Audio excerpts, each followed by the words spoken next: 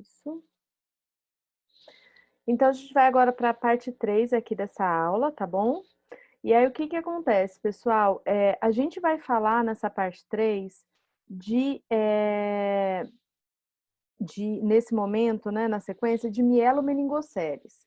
Eu sei que a gente está falando de uma doença, a gente está falando de doença do adulto, né? Mas a gente vai falar da doença da criança, da mielo, por quê? Porque a mielomeningoceles, ele é um tipo de lesão medular, tá? É um tipo de lesão medular, só que uma lesão que acontece na criança.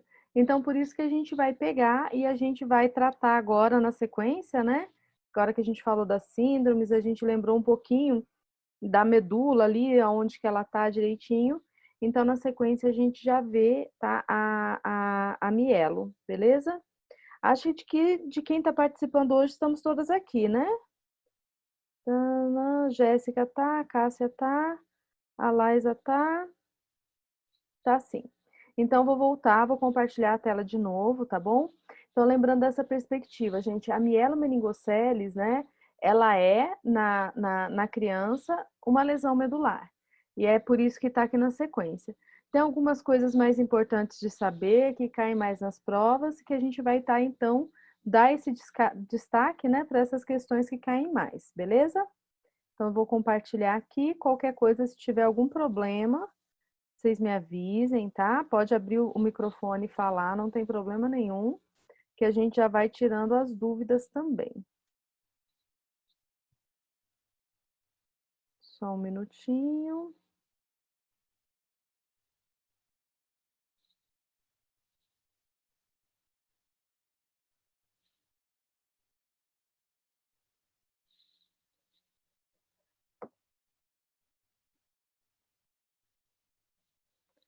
Opa.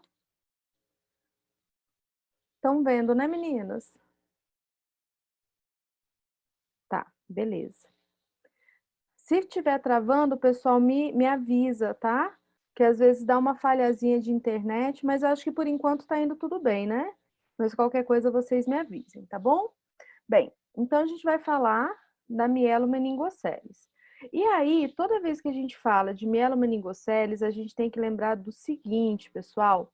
A mielo, na verdade, né, a gente pode entender como uma doença chamada assim, que está dentro de um grupo de doenças chamadas defeito no fechamento do tubo neural, tá?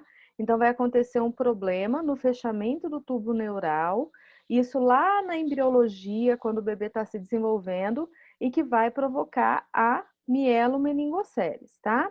Então, a característica que a gente vai ter envolve justamente essa questão do tubo neural. Então, o que, que vai acontecendo, né? Vamos passando aqui para a gente ver. Poderá ocorrer no período embrionário ou fetal, mais característico, né? É lá na quarta para quinta semana, mais ou menos, tá joia? Desculpa, da terceira para a quarta semana, tá?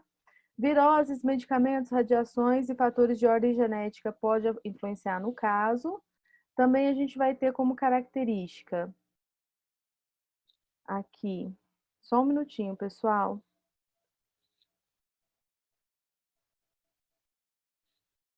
Na verdade, é o meu slide que está com dificuldade de passar. Pronto, agora foi. Então, algumas medidas podem prevenir esse quadro, ajudar a prevenir. Então, tem aqui, ó, o uso, o mais conhecido, né? O uso do ácido fólico. Então, o ácido fólico, ele é uma substância importante nesse momento do fechamento do tubo neural, e a déficit de ácido fólico está muito ligado a esses acontecimentos, desses problemas do fechamento, tá?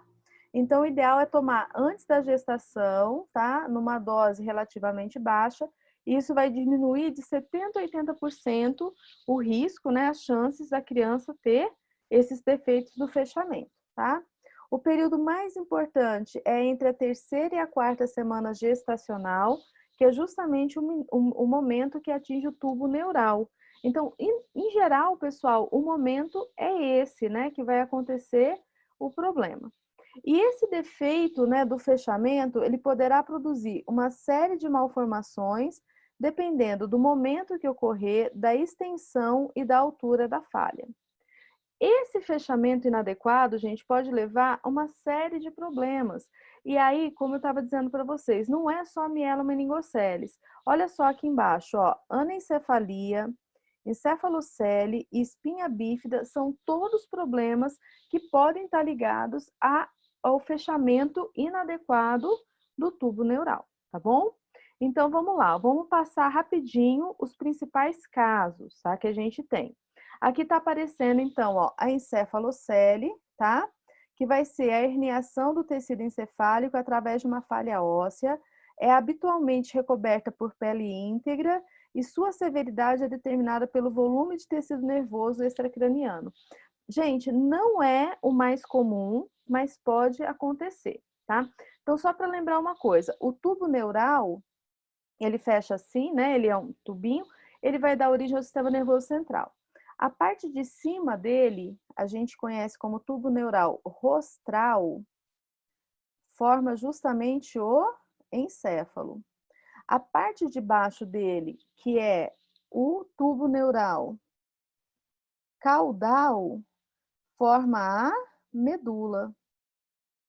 Então, se não fechar a parte de cima, dá problemas como a encefalocele e a anencefalia, que é a falta de encéfalo. Se não fechar a parte de baixo, vai dar a espinha bífida, que vai ser, né, o caso mais comum, mais conhecido, a mielomeningoceles, tá? Aqui tá mostrando, ó, então o tubo neural que eu estava desenhando ali para vocês, é esse aqui, certo? Aí a gente tem aqui, ó, a parte de cima e a parte de baixo. Se não fechar a parte de cima, pessoal, a consequência é encefalocele ou anencefalia. Olha a anencefalia aqui, ó. Falha na parte cranial da placa neural, tá? Na parte de cima, onde o neuróporo anterior não se fecha. Então, essa parte de cima, a parte anterior não se fecha, podendo levar a anencefalia. Agora, se a gente tiver problema na região caudal, na parte de baixo, aí a gente vai ter esse problema aqui, ó. Essa ocorrência, tá? Que vai poder, né, aparecer, que aí então vai ser a chamada espinha bífida, mielomeningoceles, que é o termo mais comum que a gente conhece. Então, olha só, pessoal, características que a gente vai ter aqui em relação à espinha bífida. É um defeito no fechamento do tubo neural posterior. Aí você fala assim, Mara, por que você... Só um minutinho, pessoal, vou continuar falando. Por que você fica falando isso, né? Porque isso cai nas provas, tá? Então, vai ser esse defeito posterior, tá? E a gente pode ter, isso aqui também cai, ó, agenesia do processo espinhoso vertebral. Então, gente, na verdade, o que acontece? O processo espinhoso que está ali, né, ele não se fecha, a gente não tem a parte posterior, né, da vértebra, e como falta esse osso que segura a medula no lugar, a medula vai exteriorizar, tá? E isso, então, vai ser essa falha, esse defeito no fechamento do tubo neural.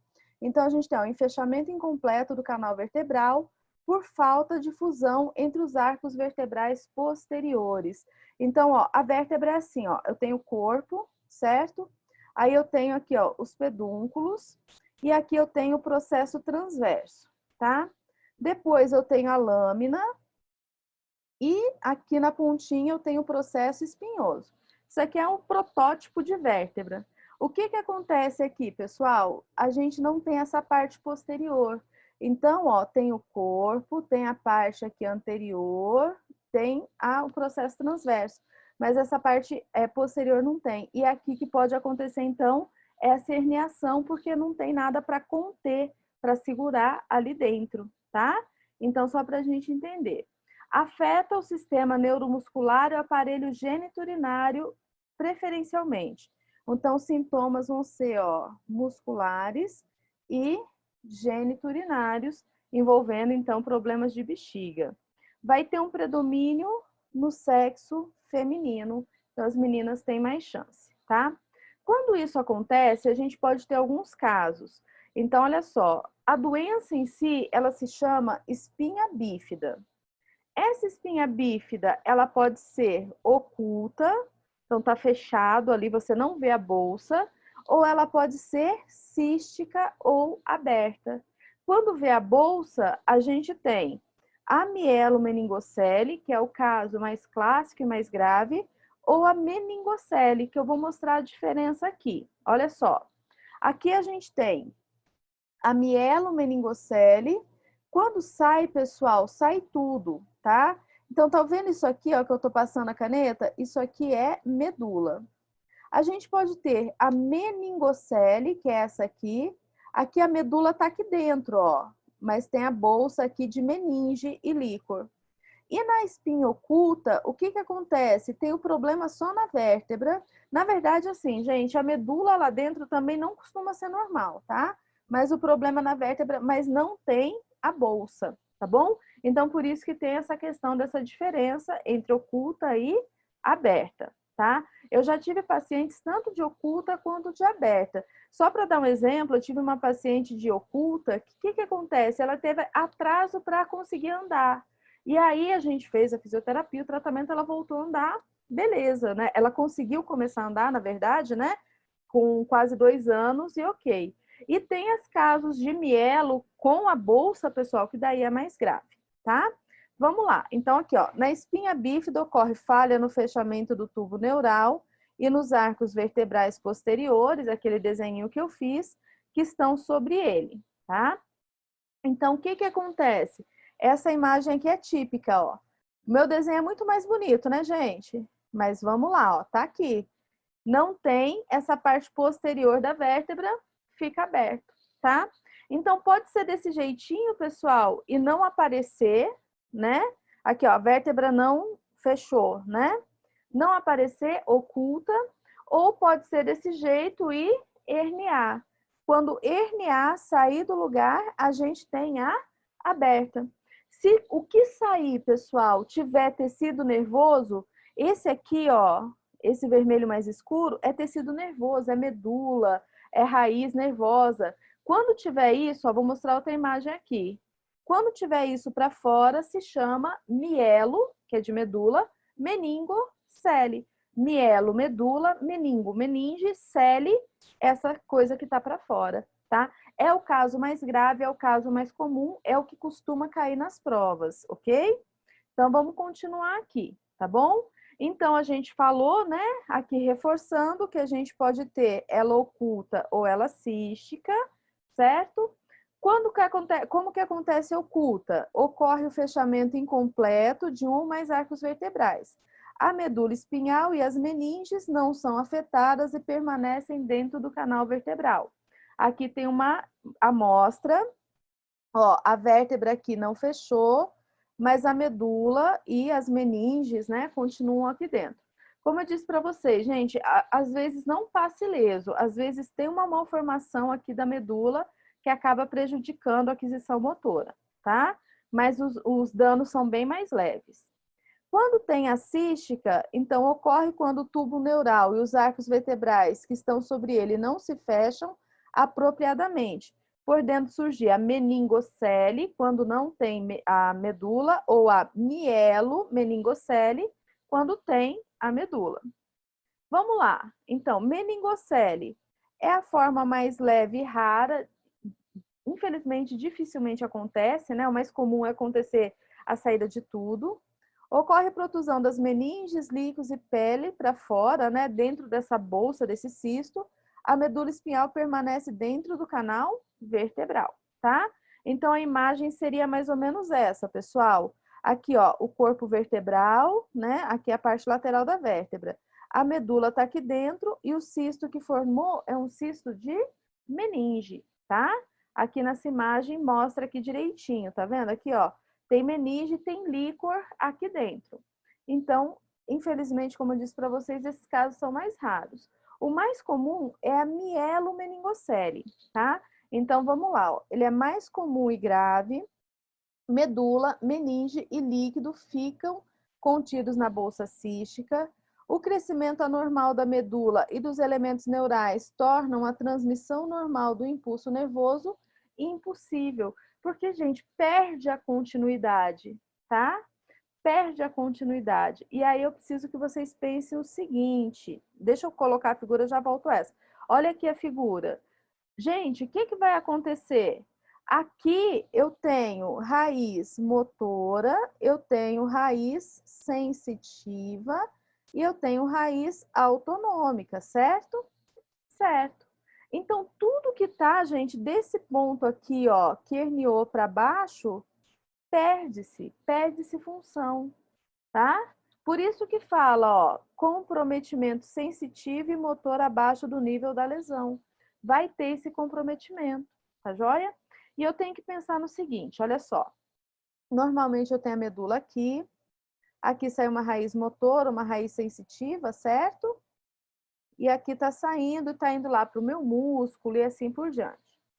Se eu faço uma lesão medular assim, pessoal, se eu faço uma lesão medular assim, transversa, daqui para cima a pessoa é normal, tá? Daqui para baixo acontece aquela síndrome do motoneurônio superior. Por quê? Lembra aquela explicação que eu dei? O inferior fica doido querendo chamar a atenção, porque o inferior ele tá aqui, tá bom? Então, isso aqui é uma lesão medular normal. Na mielo, não é assim, gente. Na mielo aconteceu o quê?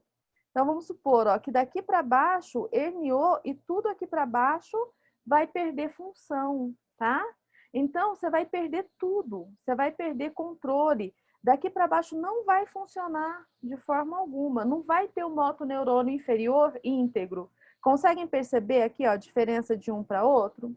Então, nesse caso, gente, os sintomas, para a gente fazer uma relação, tá? São parecidos com lesão do motoneurônio inferior, no sentido da perda, vai ter hipotonia e hiporreflexia. Porque para ter reflexo aumentado, o inferior ele tem que estar bom aqui embaixo, né? Ali do ponto de lesão para baixo, ele tá por ali, só que ele tá lá, namorada, lá esperando o contado namorado, né? Sem comunicação. Então, ele pega e ele funciona loucamente. Agora, se do ponto de lesão ali para baixo, né, não tiver nada, pessoal, não tem jeito, tá bom? Porque quando faz a cirurgia, o que vai fazer, gente? Infelizmente tem que tirar tudo. Não é reaproveitado. E mesmo que desse para reaproveitar, vamos falar assim, é toda alterada. Essa medula cresceu errado, os nervos cresceram errados, tá bom? O que vai acontecer então, gente? Daí aqui é bem fácil da gente pensar. Quanto mais alto for o nível dessa lesão, então quanto mais alto tiver essa bolsa, pior. É igual na lesão medular. Porque quanto mais alto tiver, menos coisa, menos informação vai ter para baixo, tá? Aqui mostrando então também a mesma figurinha, ó, tem o corpo, né? Aqui tem os pedúnculos e aqui aconteceu da meninge e também da medula, né, dos nervos herniarem. Muitas vezes, gente, ela fica aberta, fica exposta, tá? Vou mostrar uma figurinha aqui, ó. Ela fica exposta, tá bom? E aí, o que acontece? Vai ter que fazer a cirurgia e retirar, e a hora que retirar, consertar, né, toda essa questão anatômica, tá? Então, o que acontece com essa criança, gente? Normalmente é diagnosticado durante a gravidez, então vai se tomando os cuidados, às vezes até quando a criança chega ali com 36, 37 semanas, que já pode ser um nascimento, né, mais seguro, já vai fazer o parto, normalmente parto cesárea. Assim que nasce, aí vai fazer a cirurgia, tá? Então, após o nascimento, a criança deve ser mantida com o abdômen para baixo, a lesão deve ser coberta com compressa não adesiva e embebida em soro fisiológico, evitando o ressecamento e que essa lesão aumente, tá? E aí, até 24 horas após o nascimento, para melhorar a preservação nervosa, né, gente? Porque pode pegar uma infecção, pode ter problemas associados face à cirurgia. Aqui tem a cicatriz, ó, retirou a bolsinha e fecha ali aquela região, tá? Bem, decorrente disso tudo, o que o paciente vai ter? Então, vocês vão perceber, né, que são sintomas muito parecidos com o do motoneurônio inferior. Paralisia dos membros inferiores, distúrbios de sensibilidade, úlceras de pele por pressão, por conta da sensibilidade, né? Ausência de controle urinário e fecal, deformidades dos músculos esqueléticos. Lembrando, gente, controle urinário e fecal, ele tá lá na pontinha de baixo da medula. Então, assim, por mais baixa que seja a lesão, normalmente afeta a bexiga. Lembra que eu falei do cone medular para vocês? Aqui, ó, S2, S4, é onde tem um controle aqui da micção, tá? E aí, então, geralmente afeta medula, tá bom? Bem, então a gente tem essas perdas sensitivas e motoras, tá? Elas podem ser de dois tipos, tá? Perda completa de função abaixo do nível da lesão, que resulta em paralisia flácida. Quando a gente fala paralisia flácida, significa que tem hipotonia. Perda de sensibilidade e ausência dos reflexos, contraturas, inflexão de quadril e joelho, e flexão plantar do tornozelo com o pé caído. Então, ali para baixo, gente, hipotonia, paralisia, tá? Esse é o mais clássico, tá bom? Pode aparecer, embora seja raro, mas como tem na literatura, né? Pode acontecer da gente ter uma certa preservação aqui, perder uma parte e outra não. Se isso acontecer, pessoal, o paciente tem paralisia flácida imediatamente abaixo da lesão e possível reflexo espinhal hiperativo distalmente a ela, deformidades ortopédicas e espasticidade. Mas para ter espasticidade, lembra que eu falei? Tem que ter motoneurônio aqui para baixo preservado. Isso não é o mais comum. O mais comum é que a gente não tenha essa preservação, tá? Mas como existe isso na literatura, eu vou trazer para vocês. Mas se precisar guardar uma coisa, lembra sempre paralisia e flácida, né? Com hipotonia. Bem, esses pacientes muitas vezes vão ter bexiga neurogênica. E eu vou falar da bexiga neurogênica desse momento e aproveitem bem, porque eu não vou repetir isso depois, embora possa aparecer em outras doenças, tá? Mas só para a gente ganhar tempo. O que é uma bexiga neurogênica, gente? Uma bexiga neurogênica é uma bexiga que tem problema por uma doença neurológica, tá? Então, neurogênese, tá joia? A bexiga neurogênica, ela pode ser de dois tipos, a bexiga flácida e a bexiga espástica. Normalmente, o que acontece? Antes de ler aqui, ó, vamos fazer um desenho. Se eu tenho uma lesão assim, tá joia? E aqui embaixo, aqueles arco-reflexos estiverem preservados, né? Essa lesão, ela cursa com sinais de lesão do motoneurônio superior, e a bexiga também. Então, a bexiga é espástica hiperativa.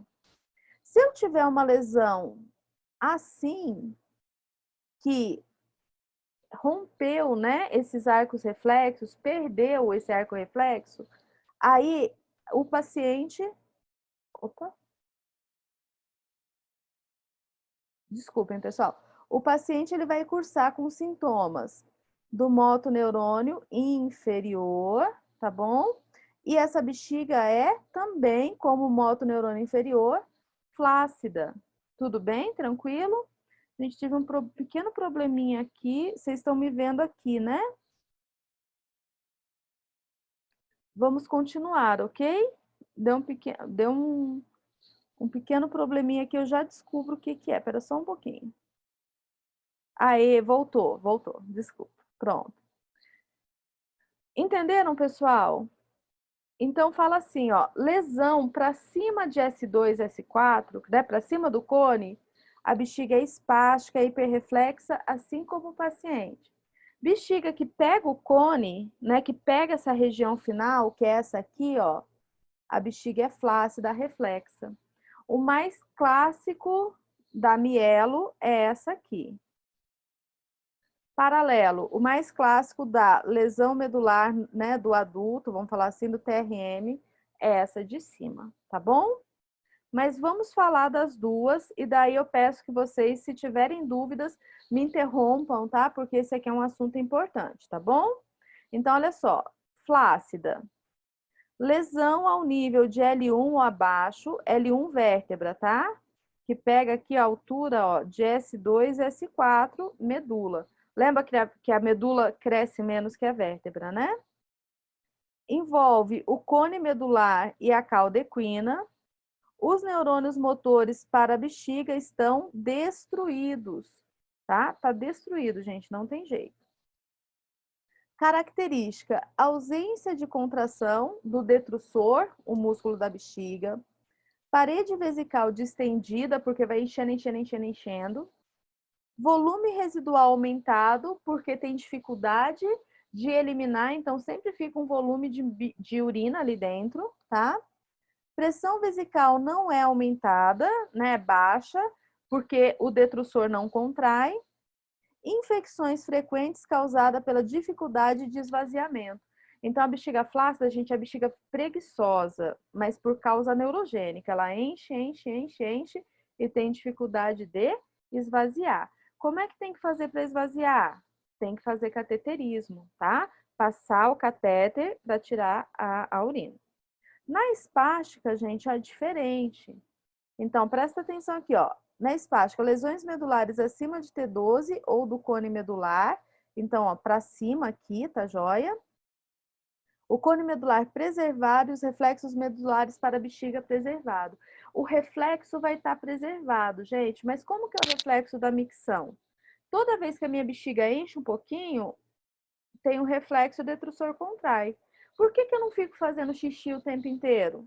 Porque eu tenho um controle do meu cérebro, né? Eu tenho um controle central. Fala assim, não, agora eu posso fazer xixi, agora eu não posso fazer xixi. Agora, se eu lesionei a medula e eu perdi o controle, toda vez que a bexiga encher, o detrusor vai fazer o quê? Reflexo. Encheu, reflexo. Encheu, reflexo. Então, por isso que chama aquela hiperreflexa, hiperativa. Pegou? Tranquilo? Excelente.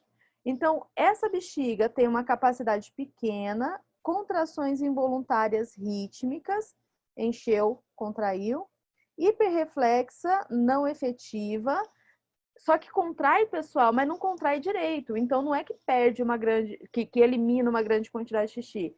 Contrai um pouquinho e acaba não sendo tão efetivo.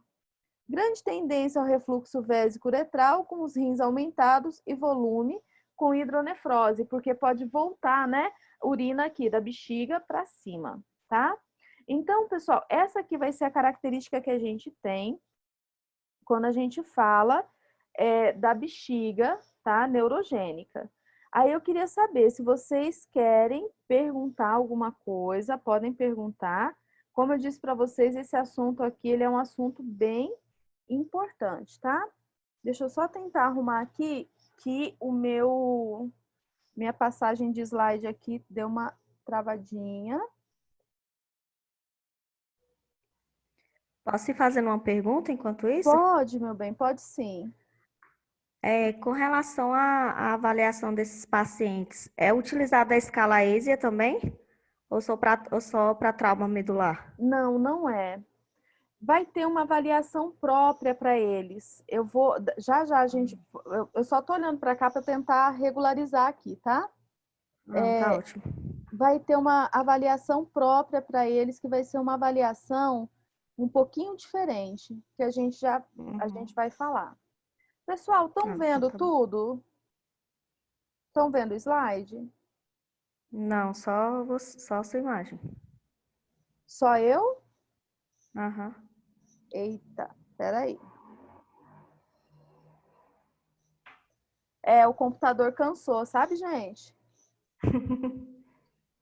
A gente não cansa, mas ele cansa. Deixa eu só tentar aqui. Ah, aqui, acho que eu já vou conseguir. Espera só um pouquinho. Se vocês quiserem Professora, aproveitando, pode ir falando, tá? Só vou tentar retomar aqui rapidinho. tem uma pergunta também. Em relação ao tipo de tratamento, cada tratamento vai ser diferente um do outro para tratar a flácida e a espástica. Sim, vai ser. Uhum. Então, para bexiga, né? A bexiga flácida, Isso. gente, isso. A bexiga flácida, a gente costuma falar que ela é uma bexiga mais fácil de tratar do que a bexiga espástica.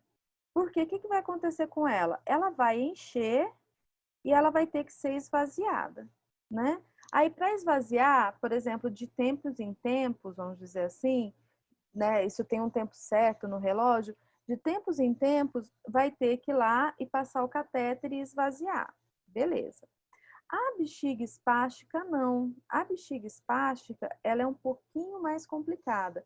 Por quê? Porque perde toda hora. Eu não sei se vocês já viram lesado medular que fica, por exemplo, com Jontex. Uhum, Então, esse lesado sim. medular que fica com o Jontex, o que está acontecendo com ele? Ele está tendo a bexiga espástica, porque o tempo inteiro fica perdendo. Então, para esses pacientes, muitas vezes, o que é feito? É feito um tratamento com medicação, justamente para reverter esse quadro, para tornar essa bexiga como se fosse uma bexiga mais flácida mesmo. Porque a flácida é mais fácil Hum, de tratar, que de tempos em tempos vai tratando. Tá bom, obrigada. Imagina. Gente, ficou doido aqui. Vocês estão me vendo? Vocês estão vendo o quê? Me ajudem. A gente tá te vendo. Só me vendo, né? E não estão vendo a tela. Não. Tá, então só um minutinho. Eu tô falando para vocês que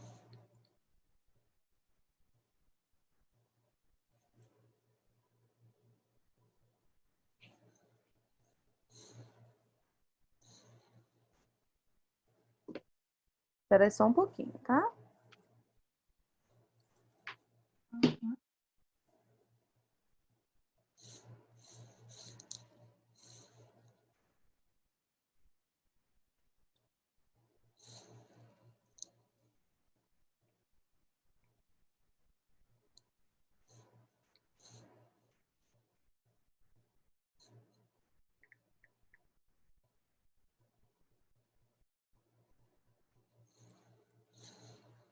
Se vocês quiserem aproveitar, pessoal, eu vou mexendo aqui e respondo, tá?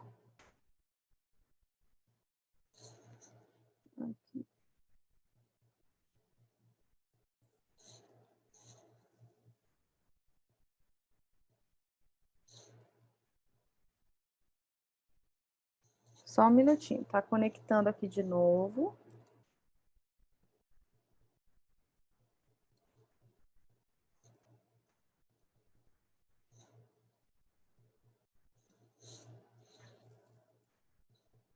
Pouquinho, tá?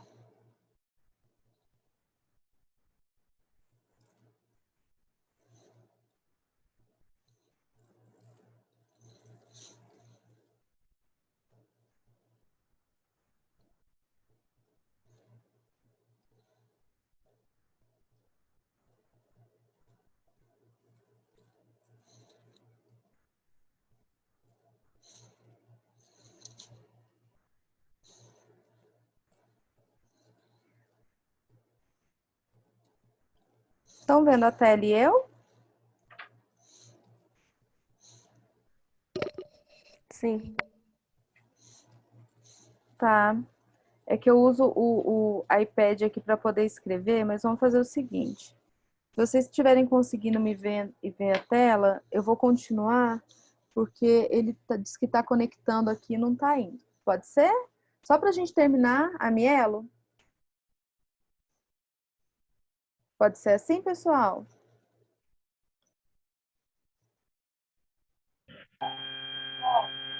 Então, eu vou continuar, tá? Então, o que acontece também? Muitas vezes, gente, além desse problema de perder o movimento da perna, né? Perder o movimento de membro inferior, essa criança também tem um quadro de hidrocefalia associado. Lembra que lá no começo da aula eu falei para vocês sobre a circulação do líquor? Que ele circula lá ao redor da medula? Quando tem a mielo, essa bolsa, o que vai acontecer, gente? Esse líquor vai ser mais difícil de circular, né? E aí, como ele vai ser mais difícil de circular, eu saí de novo?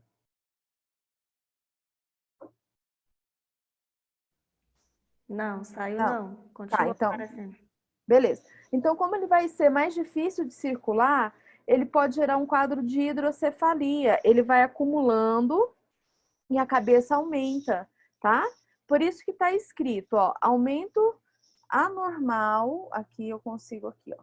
Aumento anormal do perímetro, aqui eu não vou conseguir tão bem te coordenar, do perímetro cefálico e da pressão intracraniana.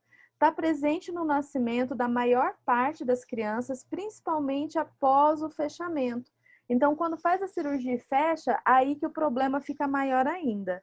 Não que não vá fazer a cirurgia, né, pessoal? Tem que fazer. E ela se desenvolve de 80% a 90% dessas crianças. E eu digo até mais, gente. Todas as crianças que eu já atendi de mielo, e foram várias, todas tiveram, sabe? Não teve jeito, tá? E aí, o que é feito? É colocado uma derivação ventricular. Então, ó, existem vários procedimentos cirúrgicos. O mais comum é drenar o líquido por meio de um catéter ligado aos ventrículos cerebrais até a veia jugular interna, átrio direito, ou até a cavidade peritoneal. Então, coloca, né, a válvula lá dentro do ventrículo e drena ou aqui para a região realmente do átrio direito ou peritoneal. O mais comum é ser peritoneal, para não ter o risco de ainda causar uma sobrecarga cardíaca eventual, tá? Bem, então uma complicação, ó, vamos anotar vamos guardar as complicações. Tem complicação de movimento, tem complicação de bexiga, tem complicação de hidrocefalia e ainda pode ter essa complicação aqui que chama malformação de Arnold-Chiari, tá? O que acontece, pessoal? Nessa malformação, o tronco cerebral, né, o tronco encefálico e o cerebelo, eles são herniados por meio do forâmen magnum. E por que aconteceu isso? Vou colocar a imagem que facilita entender, tá? Então, aqui é o normal e aqui a gente tem essa herniação aqui, ó, para baixo, tá? Por que aconteceu isso, gente? Isso aqui acontece porque é tanto líquido aqui dentro, é tanta pressão que empurra o tronco encefálico e cerebelo para baixo. Aí, quando acontece isso, a criança tem muito mais problema, porque pode ter problema associado envolvendo o cerebelo, envolvendo o tronco encefálico. Inclusive, gente, em casos graves, compromete funções vitais, né? Com frequência cardíaca, frequência respiratória e assim por diante, tá? Agora, respondendo ao que a colega perguntou, ela falou, a gente usa a ASIA? Não, é um pouquinho diferente, tá? Então, como que é feita essa classificação da mielo? A gente vai ter ó, uma paralisia alta, tá? Que normalmente pega os segmentos torácicos ou lombares altos, então é a torácica, né? A mielo torácica. A paralisia é chamada de média, que pega segmento lombar médio, normalmente ali é vértebra L3, mais ou menos, e a paralisia baixa, que pega as vértebras baixas, L5, S1 ou sacral. E aí a avaliação é essa aqui. Aqui eu vou ter que deixar diminuído, tá? Pra gente poder ver, beleza? Então, o que acontece aqui, pessoal? Olha só, o nível L1 e L2 é parecido com a ASIA, mas é um pouquinho diferente, né? O músculo preservado é o psoas, o movimento que o psoas faz é a flexão de quadril, e o teste que a gente pede para a criança é levantar o joelho na posição sentada. Então, se ele conseguir fazer isso, indica que tem força de psoas. Se a criança é menor, gente, a gente observa, por exemplo, a criança dobrando a perninha, esticando, né? Assim, em cima da barriga. Nível L3 e L4, o músculo preservado é o quadríceps. Então, a criança consegue fazer a extensão da perna, que é a extensão do joelho. A gente avalia pedindo para chutar uma bola na posição sentada. L5 e S1, flexores do joelho, tá? Então, isquiotibiais, pede-se para fazer flexão do joelho, fletir a perna na posição prona, né? Barriguinha para baixo. L4 e L5, tibial anterior, a gente observa a flexão dorsal do pé. Se a criança conseguir andar no calcanhar, ou senão a gente observa. E S1, S2, pega a panturrilha, flexão plantar do pé e pede-se para andar na ponta do pé para fazer o teste, ou a gente observa, né, gente? A gente vai observar o que a criança vai apresentar. Então, essa aqui é mais ou menos a ASIA, vamos dizer assim, da mielo. né? Normalmente a mielo, ela não é um único nível, que nem a gente consegue tirar bem da ESIA. Elas são vários níveis, tá? Então, essa é uma das classificações. A gente pode ter também, pessoal, outra classificação que vai estar mais ligada a essa situação. Opa, foi aqui. Eu tô dizendo para vocês, gente, tá zicado, tá complicado aqui. Então, a gente tem essa classificação aqui que também é muito utilizada na mielo, tá? Que é, ó, o paciente com lesão torácica, aqui, torácica ou lombar alta, lombar baixa ou sacral, tá? Torácica, não deambulador. Então, aqui já com um prognóstico de marcha, né? O paciente não vai conseguir andar, não tem controle dos músculos da perna. Torácica alta ou torácica baixa, né? Ou lombar alta. Deambulador não funcional. Deambulador não funcional ou deambulador terapêutico, deambulação terapêutica, é aquela criança que anda na fisioterapia, que a gente coloca uma órtese e faz um treino para ela ficar em pé. Criança com lombar alta é um deambulador domiciliar, consegue, né, fazer marcha domiciliar. E o lombar baixo sacral é o deambulador comunitário. Então, esse aqui é o que tem o melhor prognóstico, tá? Então, pessoal, a gente usa muito mais essa classificação para mielo, beleza? Bem, o que eu queria passar para vocês também aqui, deixa eu ver se eu consigo voltar aqui e olhar para vocês. Aqui a gente finalizou essa parte de mielo, tá? Espera só um pouquinho. Aqui, agora estamos tendo uma confusão geral. Pessoal, deixa eu completar já essa parte de mielo falando para vocês de tratamento, tá?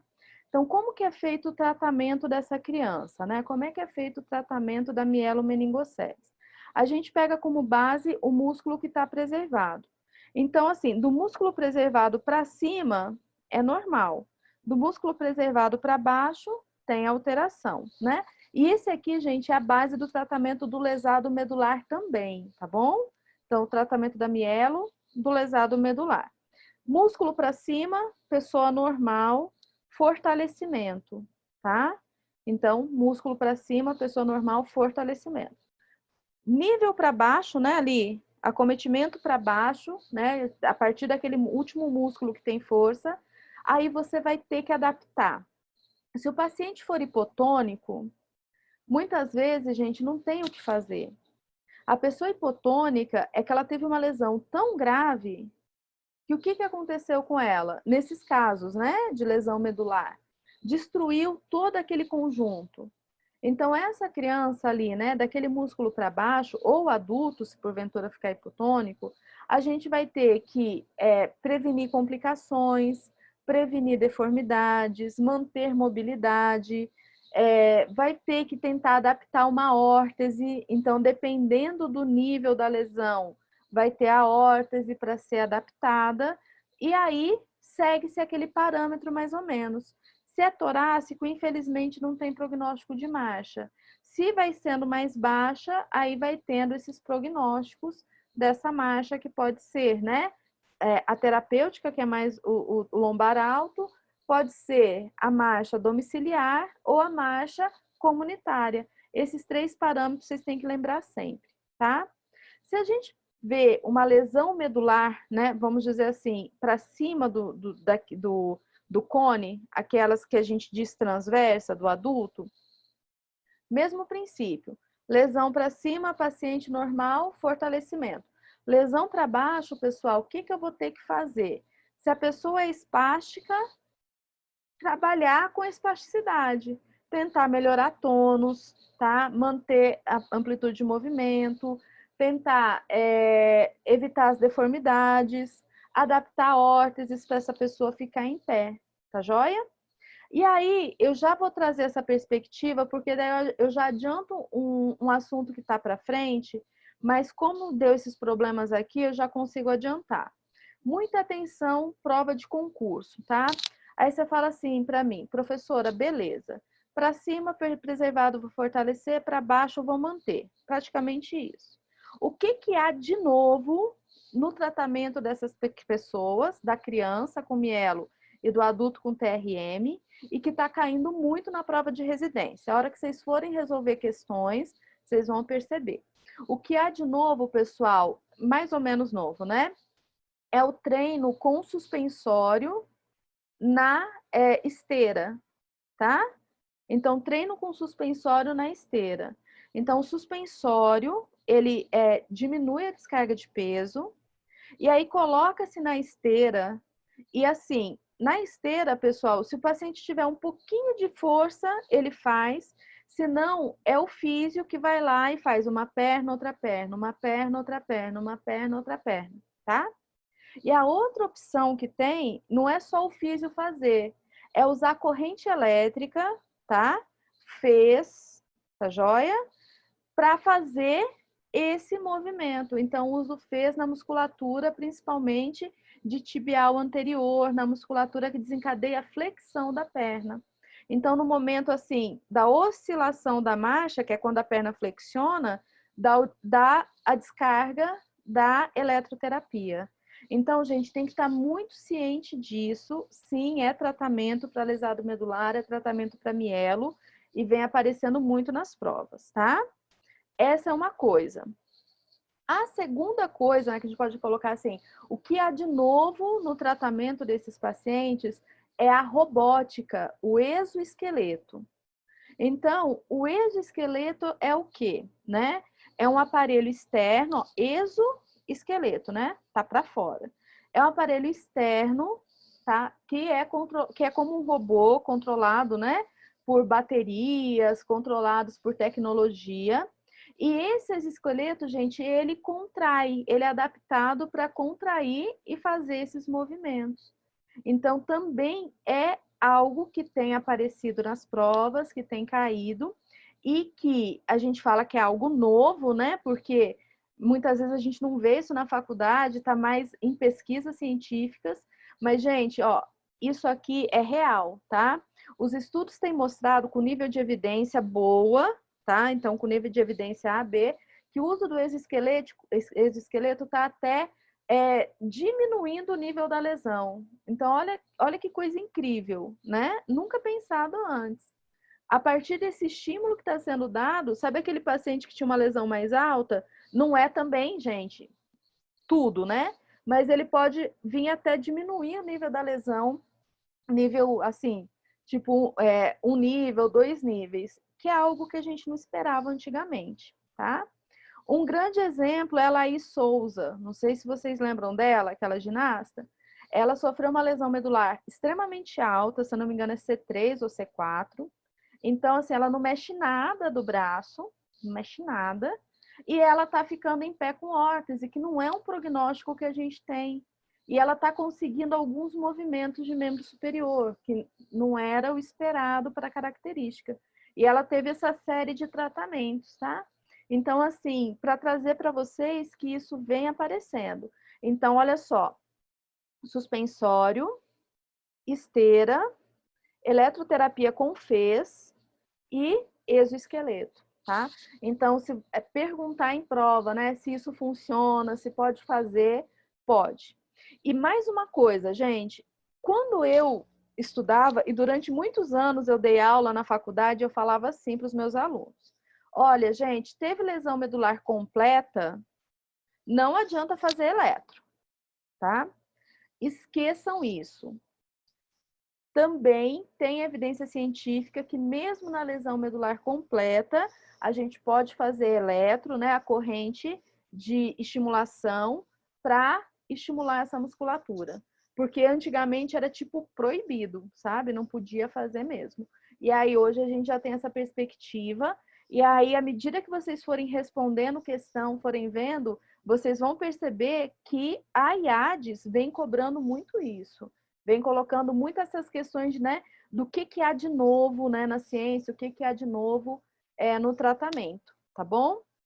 Então, assim, em relação ao tratamento, né, do lesado medular da mielomeningocele, isso é muito importante. E a única coisa que vai faltar para eu acrescentar para vocês em relação a isso são as órteses de deambulação, porque treino de marcha também cai muito na prova. Só que daí eu vou ter que deixar para falar mostrando para vocês, tá? Então, as órteses de deambulação também é importante a gente fazer a relação do nível da lesão com a órtese que usa, né? Vocês já devem ter visto várias questões relacionadas a isso também, tá bom? Então, pessoal, acho que é isso. Vamos tirar as dúvidas? Porque daí a gente encerra hoje e no sábado a gente retoma, finalizando o neuro. Eu vou também passar os links para vocês, eu só não vou passar hoje, tá, pessoal? Mas eu vou passar os links para vocês desses vídeos que eu disse, que estão bem completos, tá? Tem vídeo completo de lesão medular, tem vídeo completo de defeitos do fechamento do tubo neural, todos que tem, tá? E também vou subir no YouTube outros que eu tenho aí, que eu não subi ainda. Porque daí vocês podem completar, né? Vocês sabem que agora vocês estão na maratona final, né? E assim, eu falo final porque realmente é o momento de dar o gás, então é o momento de ler, de estudar, de assistir vídeo, de tudo, tá? Fala, Jéssica.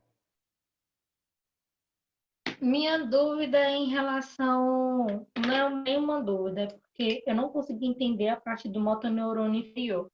Quando tem uma secção assim, o motoneurônio inferior que fica louco, essa parte assim eu não consegui pegar direito. Tá, peraí, deixa eu ver se eu consigo aqui. É lá daquele comecinho ou agora da medula? Ou tudo? Não, lá do comecinho, eu ainda fiquei com essa dúvidazinha. Tá, então vamos partezinha. pensar o seguinte, tá? Vamos pensar que aqui, ó. Aqui do meu pescoço sai o plexo braquial, certo? Então ele sai aqui e aí divide e tal e um nervo vem aqui pro meu braço, músculo cutâneo, tá? Vamos supor que eu tive uma lesão e eu cortei esse nervo, o músculo cutâneo. Então, assim, meu cérebro, ele pode falar, braço, dobra, pode processar tudo, pode mandar informação, só que a hora que chegar aqui, que esse nervo está cortado, a informação vai passar? Não, Não. porque ele está cortado. Então, se não chega no músculo, variáveis importantes, não tem força, né? Não contrai, não tem reflexo, porque o reflexo é uma contração, né? E não tem tônus. Porque lembra o motoneurônio gama? Porque o motoneurônio gama também está aqui e também não vai chegar lá. Então, lesão do motoneurônio inferior, pensem sempre assim. Claro, gente, que daí com isso, depois, né, eu associo com a neurotimese e tal, tá? Mas para vocês pensarem mais fácil, lesão do motoneurônio inferior, eu gosto muito de pensar assim. Eu tive lá, estava bem, mas cheguei aqui, aconteceu, ó, cortei o nervo. Então, o potencial, ele pode até vir por aqui, mas chegou aqui, eu vou tomar banho depois, tá, gente? Ele vai travar, ele não vai passar. Se ele não passar, não chega no músculo. Se não chega potencial de ação no músculo, não tem força, não tem reflexo, não tem tônus. Essa é a parte do inferior, certo? Agora vamos supor assim, ó. Apaguei aqui, meu inferior não tá lesionado, tá? Então, assim, meu plexo braquial tá íntegro, tá saindo aqui, indo pro meu braço. Só que, para eu dobrar o braço, a ordem vem do cérebro. Aí vem, cruza aqui no bulbo, chega aqui na medula. Aqui na medula fala com o inferior, aqui no plexo, né? E o inferior vem para cá. O que vai acontecer aqui, pessoal? Eu tive uma lesão no cérebro. Então, a ordem não vai descer. Tá? Vamos pensar assim, a ordem não vai descer. Só que o inferior, o meu plexo braquial teve lesão? Vamos supor que eu tive um AVC. Meu plexo braquial teve lesão? Não. Eu tive um AVC, né? Meu plexo braquial tá aqui. Só que o meu plexo braquial precisa do meu comando do cérebro. Só que o meu cérebro não está comandando. Aí a gente pensa assim, meu plexo braquial vai ficar de boa lá, vai ficar tranquilo? Não, ele não fica tranquilo. Eu brinco assim, né, que é como se ele quisesse chamar a atenção. E é mais ou menos isso que ele faz, gente. Ele começa a mandar estímulos para tudo que é lado, numa tentativa desesperada de falar assim, cérebro, eu tô aqui, né? Volta a me comandar. E com isso, ele vai funcionando errado, e aí aumenta tônus e aumenta reflexo. Porque não é que ele não está funcionando, ele está funcionando. Só que ele não está tendo o controle, a interação toda. Então, por isso que a gente fala assim, essa é uma maneira simples, né, da gente tentar entender. Que quando a lesão do inferior não passa o estímulo, perde tudo. Quando a lesão do superior, o controle é perdido. Mas aqui embaixo ele tá legal, ele tá aqui. Meu plexo braquial está aqui. Mas eu não tenho essa ligação. E aí ele não funciona direito. Não funcionar direito é hipertonia, hiperreflexia. E aí é interessante, pessoal, porque qualquer prova que cair, qualquer doença que cair no concurso, vocês vão conseguir responder. A gente está falando algumas aqui, mas qualquer doença que cair, né? Então, por exemplo, no motoneurônio inferior, eu posso ter como doença lesionar o plexo, cortar o plexo, por exemplo, tá? Eu posso ter como doença Guillain-Barré, eu posso ter como doença miopatias, eu posso ter como doença distrofia muscular, que já está mais no músculo, né? Mas pega essa região periférica. Eu posso ter como doença poliomielite. Então, qualquer uma dessas doenças vai acontecer o quê, gente? Hipotonia, hiporreflexia e perda de força. Por outro lado, eu também posso pensar no superior. Qualquer doença que pegar sistema nervoso central, medula, encéfalo, então, ó, trauma medular, desse cortado, tá? AVE, TCE, esclerose múltipla, são todas doenças que vão ter característica de aumento de hipertonia. Doenças que são diferentes. A gente viu hoje uma, esclerose lateral amiotrófica. Por que ela é diferente? Porque ela pega superior e pega inferior. Porque ela é uma doença de motoneurônio. Ela não é uma doença de plexo, não é uma doença vascular, tá? Então, por isso que ela é diferente. Doença que é diferente, Parkinson. Por quê? Porque Parkinson não pega motoneurônio. Parkinson pega núcleos da base. Doenças do cerebelo também, porque não pega motoneurônio, pega o cerebelo. Mas do restante, gente, vocês podem ficar assim, tranquilos, que caindo a doença que cair, você identificou que essa doença é do periférico, é uma característica. Identificou que a doença é do central, é a outra característica. E aí, para tratar, é a mesma coisa, né? Quando a gente tem uma lesão grave do periférico, lembra aquela imagem que eu mostrei daquele homem que tinha uma atrofia bem grande assim no braço? Aquilo lá não tem jeito, pessoal. Aquilo lá a gente vai ter que adaptar, né? Não tem como. Se eu tenho uma lesão do central, eu já tenho que pensar em cuidar do quê?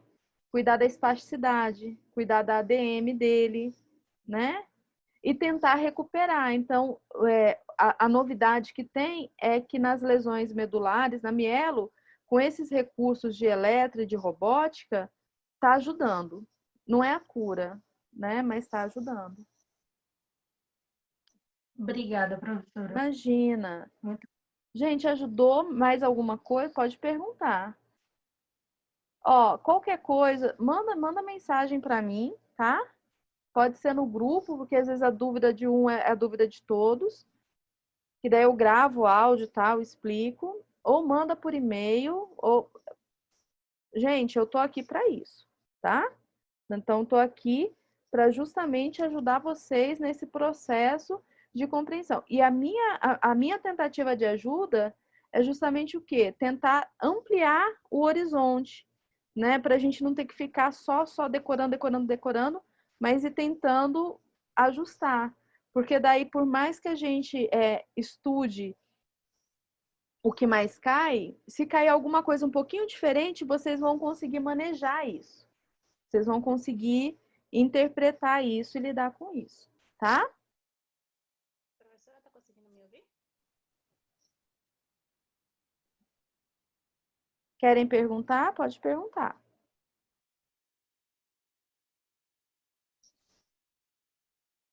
Laís, eu não sei se você está falando, mas não estou conseguindo te ouvir.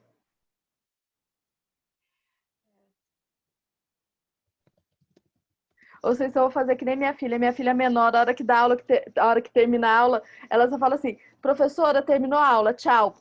E derruba a professora. Já deu horário. Não, eu tô aqui, gente. Se vocês quiserem perguntar.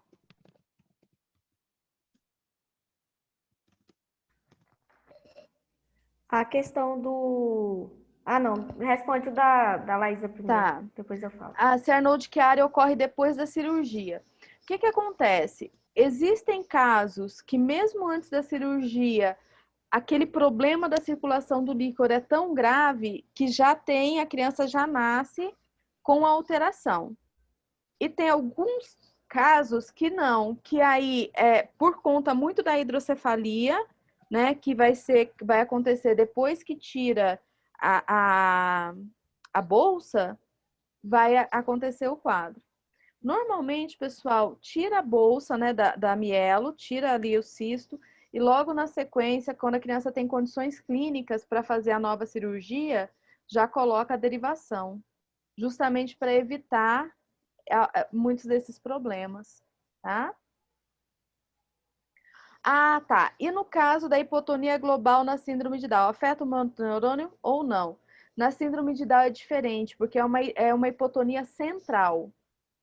A gente chama de hipotonia central. É um problema de ativação mesmo. Ativação central que a síndrome provoca. Então, é um pouquinho diferente. Tá? Porque daí a gente tem a hipotonia periférica e a gente pode ter esse quadro central, que é global. Esqueci de falar da síndrome de Down. Fala, quem quer perguntar? Cássia. Eu que ia perguntar. Essa questão da robótica, essa melhora se dá por conta da neuroplasticidade?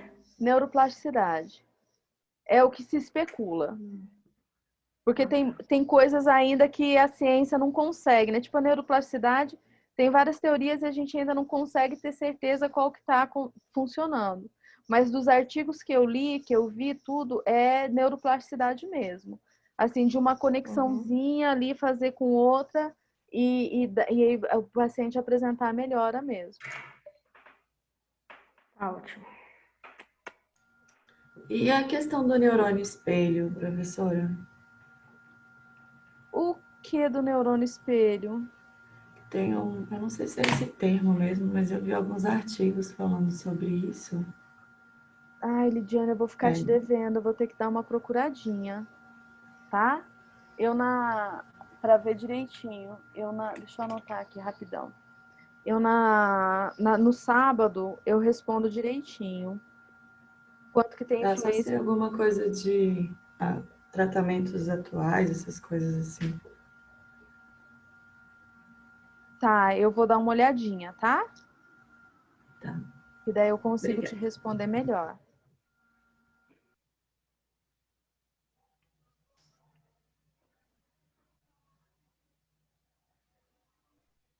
Mais alguém, pessoal? Então vamos encerrar. Peraí, alguém abriu, pode falar. Pode falar, Cássia. Não, o meu já estava aberto, eu esqueci de fechar. Ah, tá bom. Só isso mesmo. Tá, então vamos encerrar, pessoal. Tenha uma boa noite, né? Durma com esse barulho todo na cabeça agora.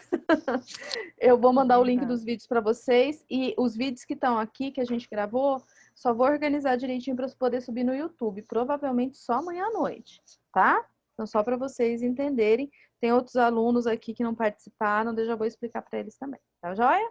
Gente, então sábado a gente se encontra, eu vou mandando coisas para vocês e vocês vão mandando para mim, tá? Beijo, gente. Tchauzinho, boa noite. Tchau.